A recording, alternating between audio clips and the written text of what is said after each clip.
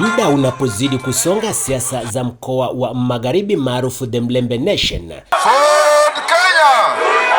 inazidi kuchukua mkondo wake kila kukicha, huku spika wa bunge la kitaifa Moses Masika Wetangula akimkabako seneta wa Kakamega Daktari Bon Khalwale na kuelezea kuwa Khalwale aliahidi kumunga mkono alipomtembelea na kumfariji kwenye mazishi ya mkewe, huku Wetangula akielezea kuwa muda mfupi tu baada ya ziara yake Khalwale alimsuta vikali na kusema kuwa alitimuliwa kwenye ibada ya mazishi ya mkewe.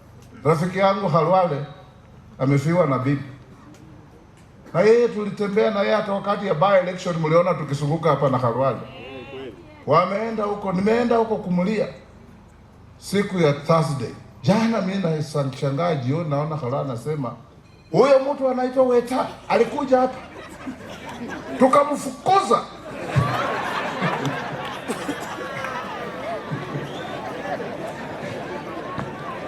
Na hapo alipochukua kitito cha pesa alinifurahi, akanikumbatia, akasema wewe ndio ndugu yangu sijui nini. Akasema wewe ndio kiongozi wetu. Wewe ndio our senior. You are our big brother. We will walk with you. Akasema maneno mengi. Nikiondoka akanishika mkono akaniescort mpaka kwa gari. Akafungua mlango nikaingia akafunga.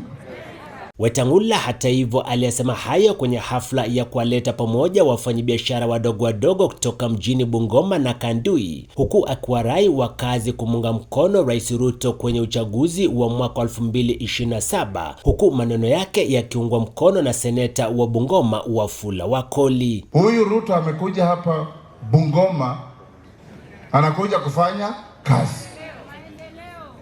Soko ya Chemkube, soko kubwa, ofisi ya passport, smart city, mabarabara, airport, Nzoia, hospitali kubwa ya referral ya Sichei.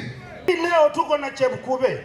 Mheshimiwa Rais aliyesema atatuongeza 50 million. I know he's going to add 50 million. Soko kubwa ya soko hapo town inajengwa. Ukienda Chwele inajengwa, ukienda Naitiri inajengwa, ukienda Webuye soko inajengwa, ukienda Cheptononi inajengwa, ukienda Mateka inajengwa, kule Mianga palipo wanaenda kuweka reli soko inajengwa. Kweli hata kama tunachukia mtu duniani mbaya, lakini kiatu chake dawa. Wetangula hata hivyo amewataka wakazi wa eneo hili kushika vitambulisho haraka inavyostahili na kupata kadi za kupiga kura ili wafanye uchaguzi unaostahili ifikapo uchaguzi mkuu wa mwaka 2027, wakati ambapo uchaguzi utafanyika wa Agosti 10. Hapa Bungoma yetu, na najua hata kati yetu kunao wale ambao hawana kipande au hawajajiandikisha kupiga kura.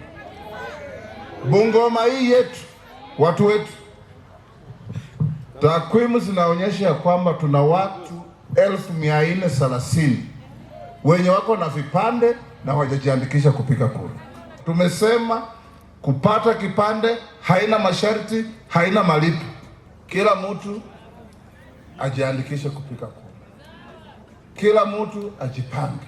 Sani Matano, Mpakani TV, eneo bunge la Kabuchai, kaunti ya Bungoma.